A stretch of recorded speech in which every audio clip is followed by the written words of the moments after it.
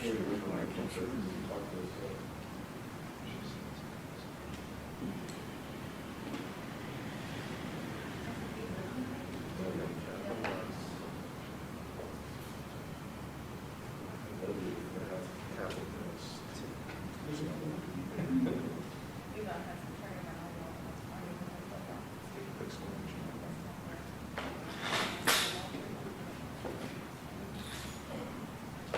can put the link in there.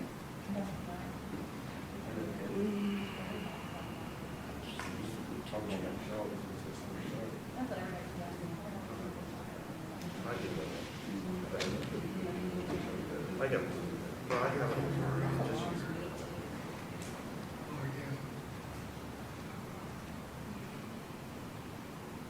Get it for next time.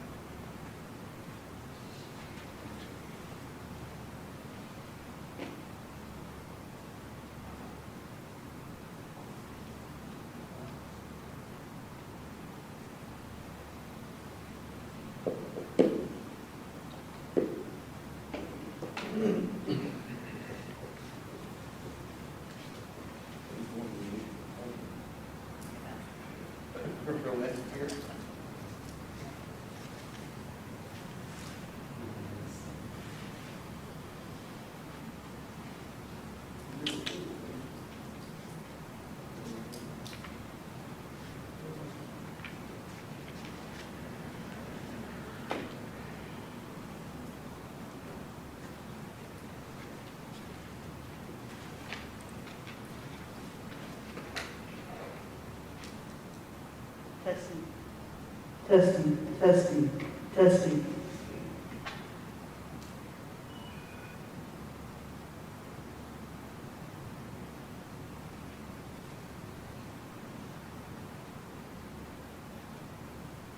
Testing, testing, testing.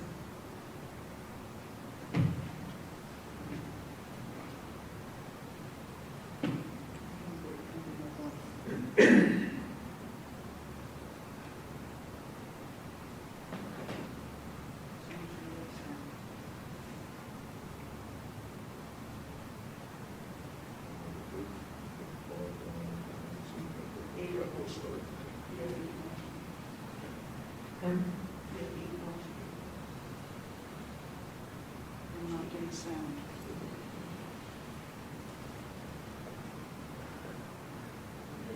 Why am I not getting sound?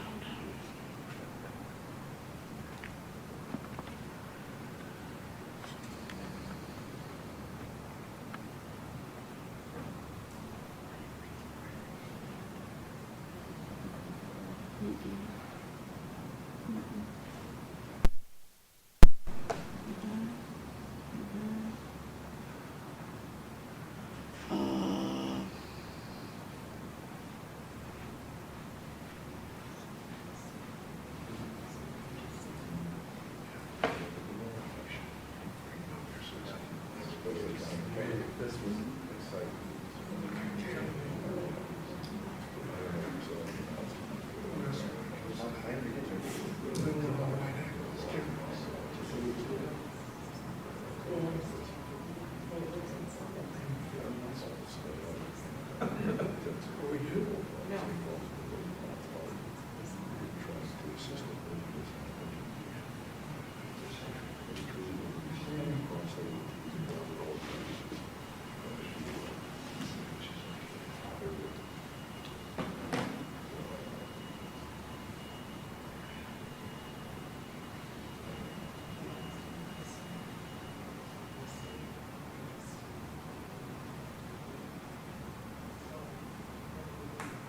We don't know what they came, here we go. Yeah, you can stand. You can? Oh, yeah. Okay.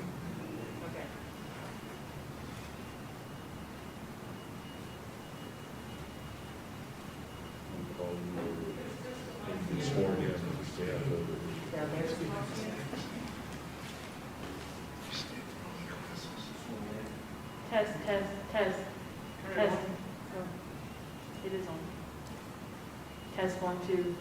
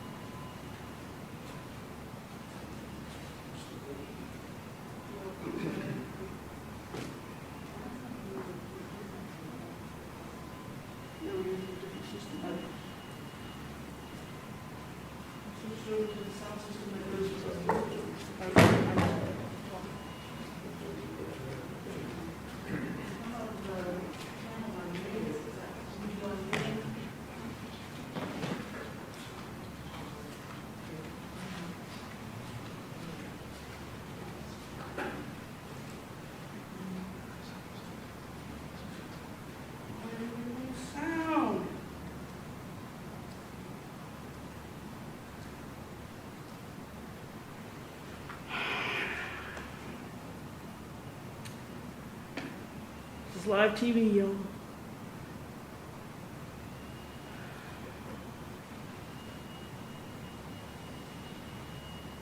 You're not getting sound on your PC either? Doesn't really matter as long as what we're broadcasting is all that matters. Okay. So the PC says it's getting it, but it's not coming through here. On your phone, where you logged onto the Correct. URL? Ah, so we do have it. Okay, I think she just turned the volume up. we're good to go. The volume was up. All right? All right. All right, guys, you're ready to start.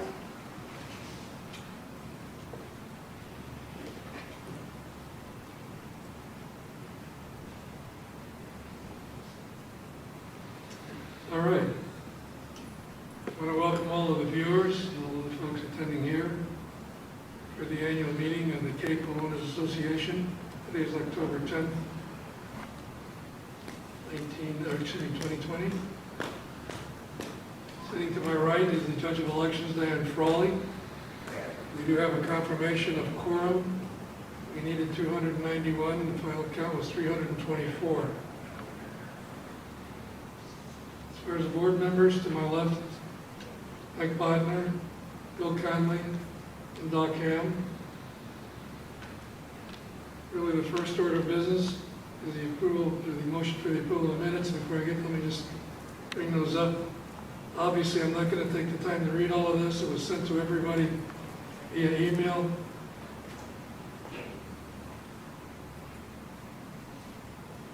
Got a bit there.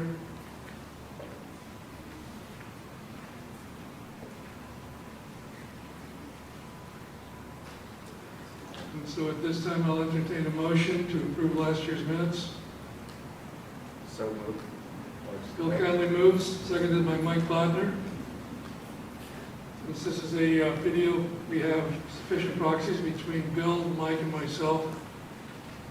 More than enough to approve the minutes, and so how do you cast your ballots? To accept, Mike? Yes. Bill? Yes. And I move to accept, so the minutes are accepted via proxy, majority of the proxies. Next on presentation will be Mike Bodnar doing our Trump financials. Thank you. You have those up? Mm-hmm. I think I will do that if it's okay. These financials, of course, are all a part of the presentation that will be online on the website, so residents can go and look at those in detail at their leisure. In each of the reports, I've highlighted some lines that I wanted to take a moment to mention as we go through. Starting with the income statement, interest last year. I don't see the statements up here.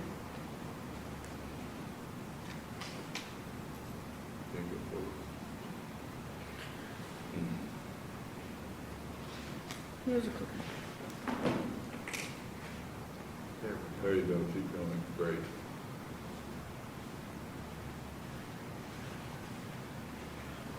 So that's it right there. Continue, no, those are the minutes. Just keep going on the slides.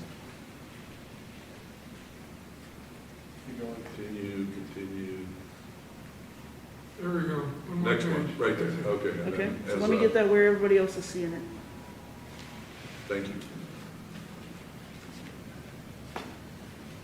And the highlighted lines on each of these slides, I just want to take a moment on to explain some things that happened during the course of the year. Residents may recall that last year we moved a lot of our funds from BB&T to Morgan Stanley because of the higher interest rate that we could earn there. And just put that in perspective, our interest earnings in 2018 were $1,577.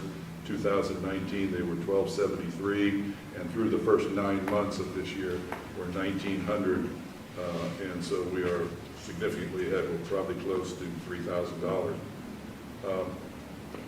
Down under legal general and lien judgments, Those funds that were expended were for bad debt recovery, and a little while later, I'm going to make a few comments on our accounts receivable report, which will go into a little more detail on that.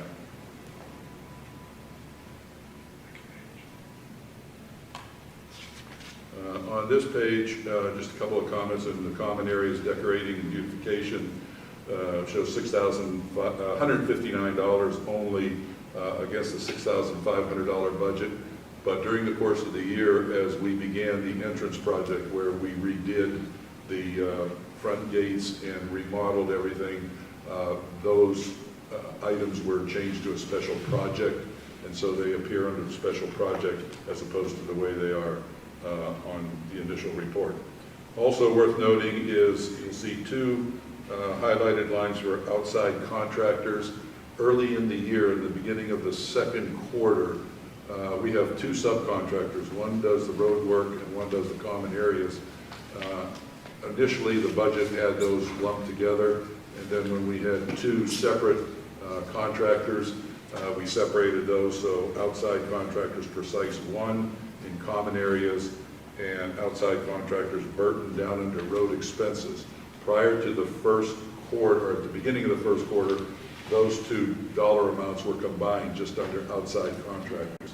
So if you're going back and looking at an old report, the number will be twice as big because we hadn't separated it at that point. Gate repairs, there's a highlighted line there, and note $4,811.98. Although we started the gate project, we started that later in the year, and this is the amount of dollars that we expended for gate repairs prior to the start of the entrance project. So these funds were expended prior to that special project.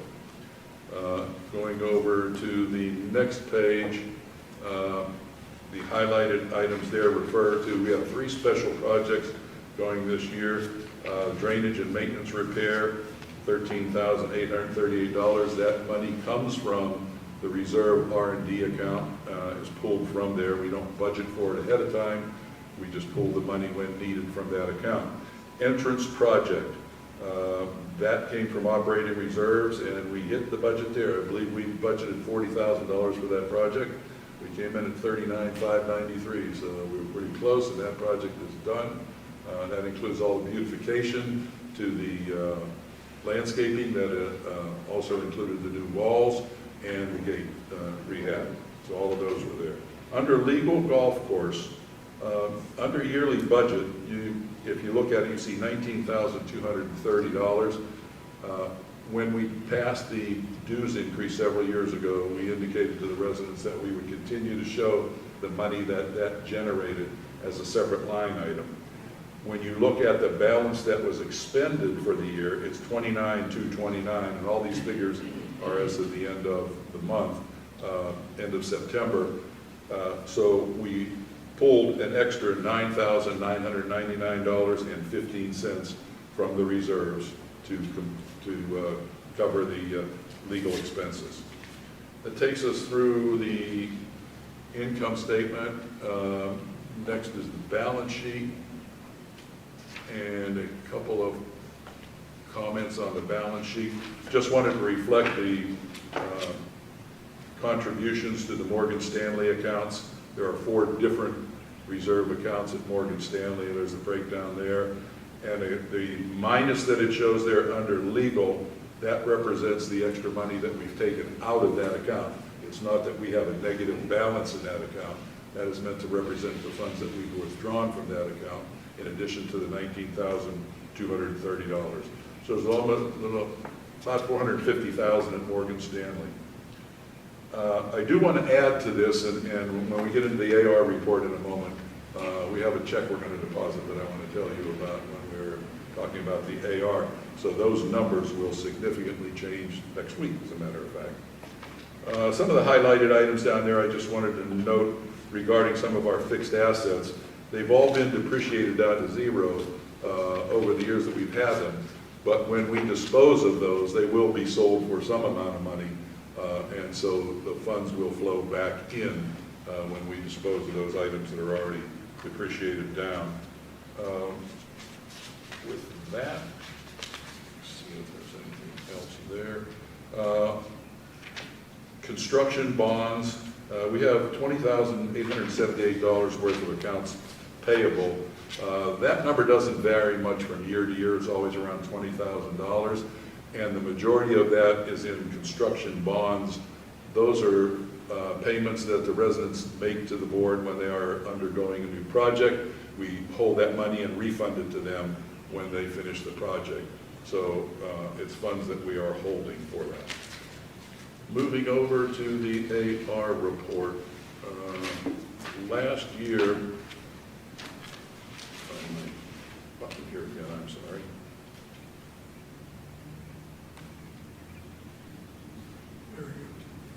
On our accounts receivable report, we have reported the last several years that the majority of the $100 and some thousand that we have in outstanding monies owed to us come from basically 4 different areas, 4 accounts. The top one there is Southern Destiny, which is the people that own the golf course, Ladd Nelson and Southern Destiny. I do want to add, we show $14,612.25. The original contract allowed us to make repairs when they didn't make them in time, and then they were to reimburse us. They've never reimbursed us, so that's outstanding. In addition to that money, we had some flood relief that we had to do a year ago. Anybody that might have traveled Lakeview might remember seeing the huge pump on Lakeview that we kept for 2 weeks in someone's yard to pump out floodwaters. That cost us a little over $3,000 to do that. And the gate repairs that I mentioned earlier that were done before the project, those were repairs when Ladd Nelson or Southern Destiny still owned the gates. So there's another $4,811.98. I mention that because the total of those is $22,724.23. I am not certain if and when we will ever be able to recover those with the lawsuit things that are going on. Looking down at the rest of the highlighted items there are 3 major accounts. And the one that I want to mention, if you look down at the CGL 25 category, we received a check from the court system. That's an ongoing court battle. We received a check from the courts the other day for $29,444.35 that we have recovered. Of that $29,444, we've been paying legal fees as we go along. And so, although we will be depositing the entire $29,000 from a paperwork standpoint, we will be offsetting or reimbursing ourselves for expenditures that we made earlier for those legal fees. But we do have all that money, and you can see we've got about $9,000 or $10,000 there, and we've collected $29,000. You see 2 other large amounts there, the CGL 16 and the F12. CGL 16 is currently at the lawyer's office for processing the paperwork, and so we expect that during 2021 there will be hopefully some funds rolling in from that suit. And then after that one, F12 is the next one in line. That will start after the one above in CG12. So we're looking at $40,000, $60,000, $70,000 that we hope to have some collections on over the next year or so. Depends on the courts. That pretty much wraps up where we are with the AR. Again, in the formal document that's online does break down those legal fees for collection of that $29,000, et cetera, so residents can refer to that for additional details. Thank you.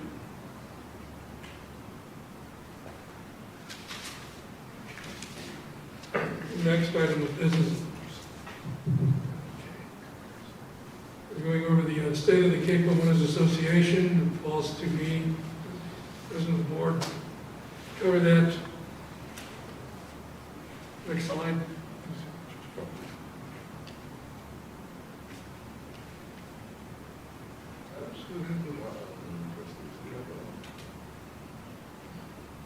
All right. Push the wrong button here. It's okay, the screen that we're on says the community All neighbors. right. This is really a favorite expression of Ken Berta, who's a past president, among other offices he has held over the years that he was active. community of neighborhoods, or neighbors, not a neighborhood of communities. You know, always live like that, so we'll start there. Again, you've heard the report of the treasurer as far as the community, a number of things, primarily the lawsuit against Southern Destiny and Ladd Nelson, as well as the inclusion of Bill Clark Holmes. And when we get to that portion, Bill Conley will bring us up to date on that. I'm going to want to talk about that now, Bill? Sure. Okay.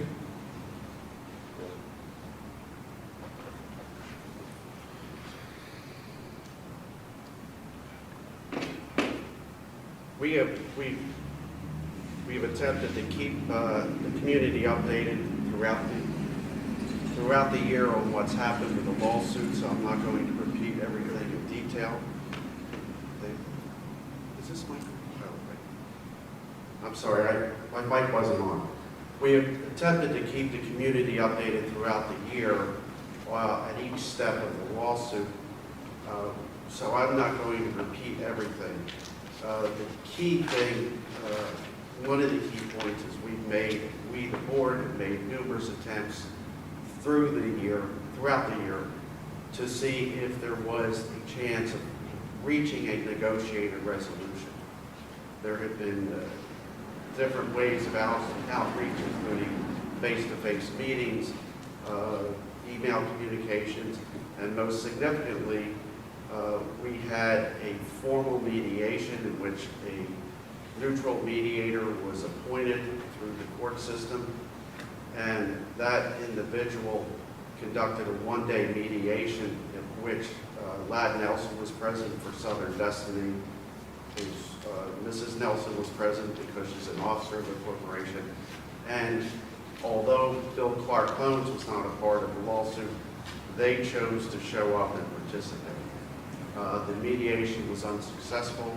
I don't need to get into all the reasons, although it is in the report on the mediation. But it got very complicated. I can tell you it got very complicated with Bill Clark Holmes, with their lawyer there, along with Ladd Nelson's lawyer, both of whom worked for the same law firm. And at the end of the day, the mediation was not successful. There was at least one other outreach after that to try to pursue negotiations, which was essentially rejected by Bill Clark Holmes. The court had originally scheduled trial for June of this year, but as, of course, COVID hit, and the court system in the entire state of North Carolina, by and large, shut down by order of the North Carolina Supreme Court. So everything has moved very slowly since that point. However, our lawyers have scheduled tentatively for the end of this month a hearing on a summary judgment motion. And what a summary judgment motion is if you are in a civil lawsuit and there are no real issues of fact, but rather issues of law, then a judge can decide the case rather than going to a trial before a jury. So, for instance, issues of fact would be if there's a car accident, the issue was whether it's a red light or green light. The judge doesn't decide that, a jury does. But in this case, our issues center around the deeds that people have for their homes and what the plat showed of showing green space behind their homes. The fact that the Cape owns the roads. There was an agreement signed initially when the golf course opened to allow Southern Destiny to use our roads in conjunction with the golf course. And Southern Destiny asserts that that lets them come in and start building. And our position is clear. We own these roads. That agreement was narrowly constructed for the purpose of allowing the golf course patrons to come in and out and golf course staff, not for allowing construction vehicles to come in and build new homes. So when those issues are presented to the judge has to make two determinations. The first is whether the case is ripe for summary judgment. That is whether the case can be decided on issues of law by looking at the legal documents and looking at the law in the state of North Carolina. If the judge decides it can be decided by summary judgment, then the judge there will be briefs filed and documents and other exhibits filed, and then the judge reviews all those and will issue a written decision on them. And that would essentially decide the case at this level, although, as I'm sure everybody knows, there's always the potential for appeals once that decision is made. So that is where we are at right now.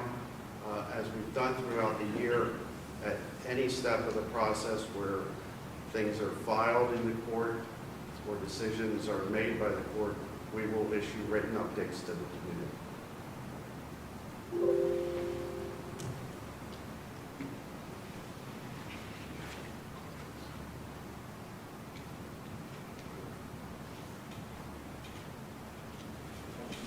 Which was awesome.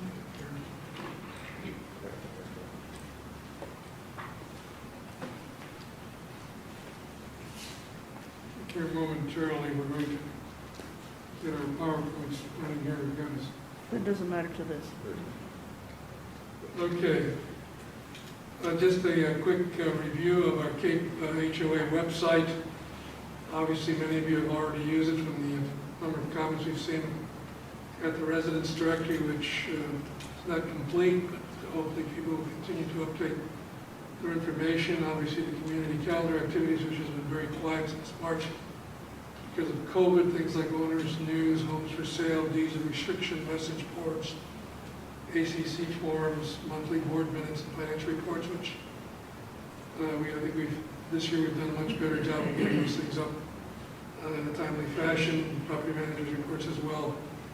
The balloting and survey has been working real well. That's thanks to Mike Bodner, who has done a lot of work on getting electronic balloting. In fact, today, as we'll discover later on, a significant number of the balloting that was done, the voting was done online, which helped us to meet our requirements fairly quickly. Unhappily, we had to cancel the yard sale this year. That was due to the COVID-19. And so we have tentatively scheduled, again, by bylaws, it's the first Saturday in May. For the year 2021, it's going to be on Saturday, May 1st.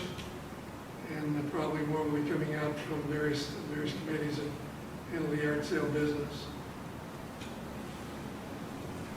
In the area of the social committee, the leadership there is Alice Devaney with the co-chair Julie Lenz. You can see the members there. The social committee, like many other committees, has been pretty much inactive because of the COVID. In fact, they've been very, clever in arranging some meetings outdoors so they can kind of exchange ideas, etc. The COVID-19 business has been very difficult. The board liaison for a number of years has been Gunter Cass, and at this time I would like to kind of take a moment out. Gunter?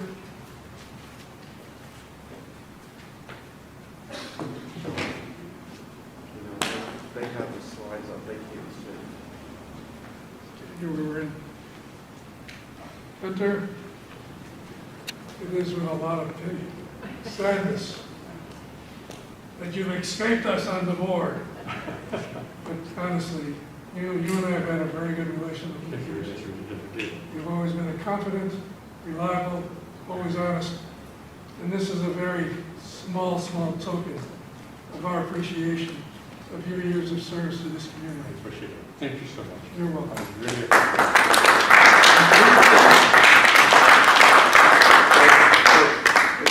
Could you read this?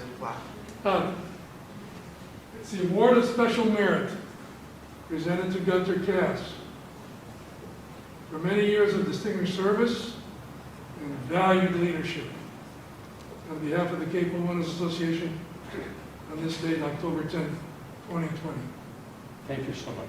I You're really very welcome. It's a very, very testament to an incredible medical facility we got here.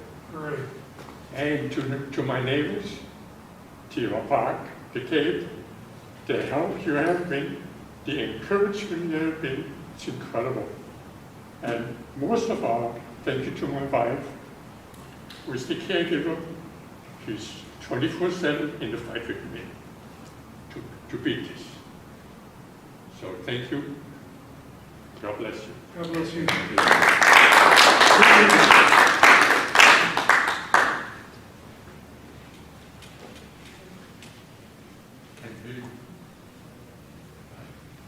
Again, continuing on, we're looking forward, hopefully the 2021 will be a little bit better from the point of view of activities. You can see here on the slide, things like TGIF Day, progressive dinners, garden club, book club, spring fling, fall festival, the Cape Night Out. Things can maybe hard to read to continue to be the fabric of the social community of the Cape by providing opportunities and activities for residents of all ages. Message from the ACC, keep the Cape beautiful. We have 5 volunteers on the ACC consisting of members covering the 641 home sites. Please consider, we mean that seriously, volunteering for the Architectural Control Committee. Dave, 5, before we leave the ACC, Kerry, the chair asked me to read something. okay.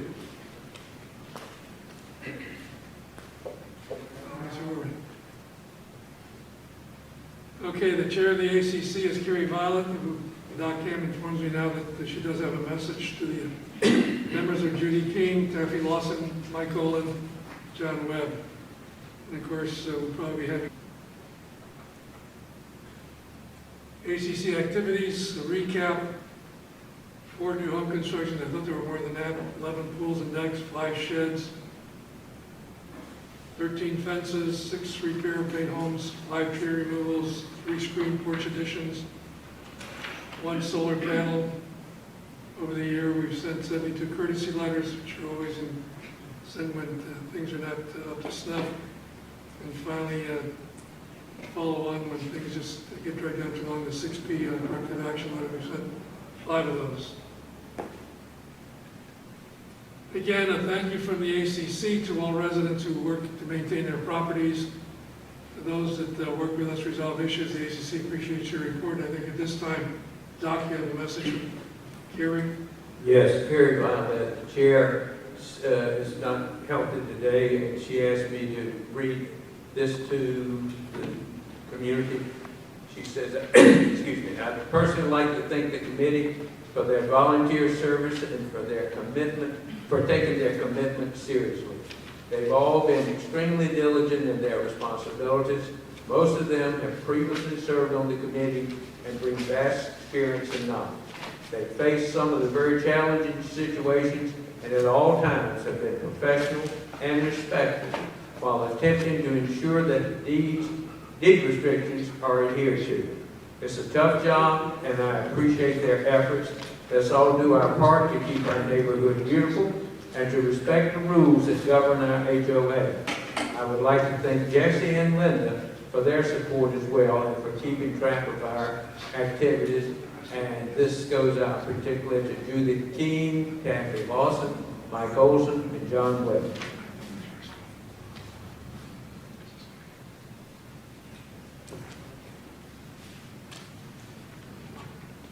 Okay, finally, that gets us down to the election results. Sitting to my right is the Judge of Elections, Diane Frawley. The election registrars are Doug and Cindy Redfield and Tom and Kathy Messick. They were, incidentally, they showed up this morning at about 7:45. Worked diligently till just about noontime today. Takes a long time to count over 200 ballots, verify the counts, make sure that all our I's are dotted and all our T's are crossed. And so without further ado, I turn the floor over to Diane Frawley, the Judge of Elections. Thank you, David. Can you hear me? If you could talk a little louder, that'd be good. Excuse me? If you could be a little louder. Okay. I'd like to give you a summary of the elections today. Our candidates for Board of Directors, the results are as follows. Jeannie Lee with 294 and Robin Webb with 309. And we had 1 write-in, Kay Kinlaw with 1, and one for Doc Ham. I guess they didn't realize you were on I the, must not react. for a total, the total votes cast today were 605. So that's that. Next, I would like to give you the results of, I guess, the IRS ballot. Number of votes for yes were 318, for no, 4. And no response were 2. So our IRS requirements met. And then the results of the motion to suspend. Yes votes were 41, no votes 268. The total cast votes were 309. So that is the results of our voting today.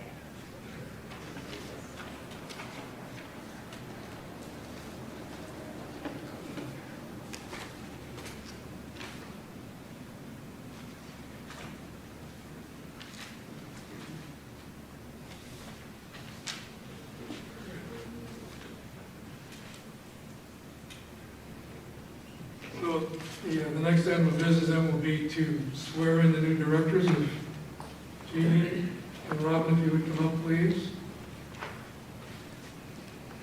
We welcome Jeannie Lee and Robin Webb as new members of the Cape Homeowners Association Board of Directors. Can you see the ladies?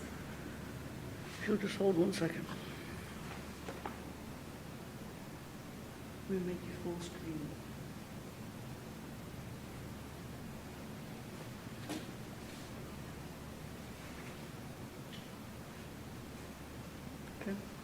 Okay. To the audience, I'd like to say that I have the privilege and honor of presenting and installing the individuals who've been elected by you to serve as board members of our association. I now ask the following of you. Please raise your right hand and respond after each question. Do you accept election to the Board of Directors of the Cape Homeowners Association, and will you perform the duties to the best of your ability? Yes. Will you promise to uphold all provisions of the association's bylaws and articles of incorporation? Yes. Will you promise to uphold all provisions of the deeds of restriction of all sections of the Cape? Yes. Thank you. You may lower your hand. With this affirmation in the presence of our membership here assembled, I now install each of you onto the Board of Directors. Ladies and gentlemen of our association, congratulating these neighbors and wish them luck and give them your support as they perform their duties as our elected board members.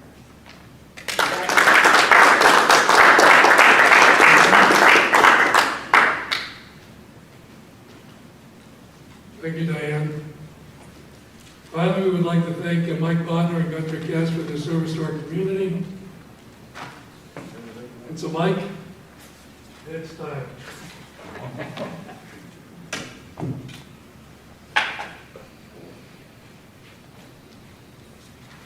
Mike Gunter, Mike Bodnar decided that his long years of service to the community be unhappily brought to an. So the Board of Directors, and let me read this plaque. Board of Directors of the Cape Homeowners Association does hereby recognize Michael Bodnar for his many, and I add the word many, contributions as a board member, from the website design to implementing accounting transparency and a lot of fiscal safeguards on this in October 2020. Mike, we're going to miss you.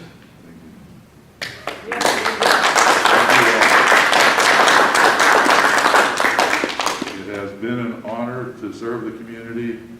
I know the new board members will carry the community forward, and good luck to us all in one of the biggest things that we faced in a long time, and that's the lawsuit going on. So congratulations to the new board members. Welcome.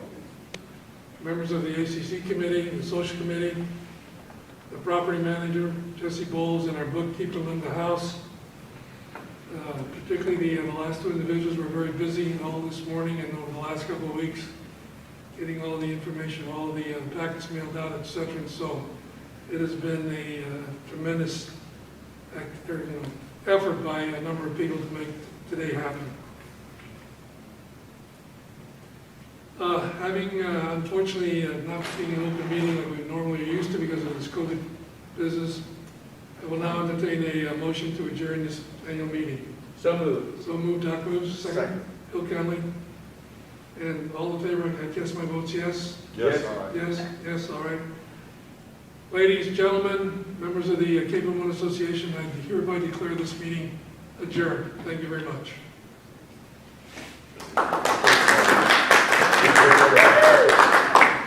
If you guys will hold, we have about a minute lag here. What happened?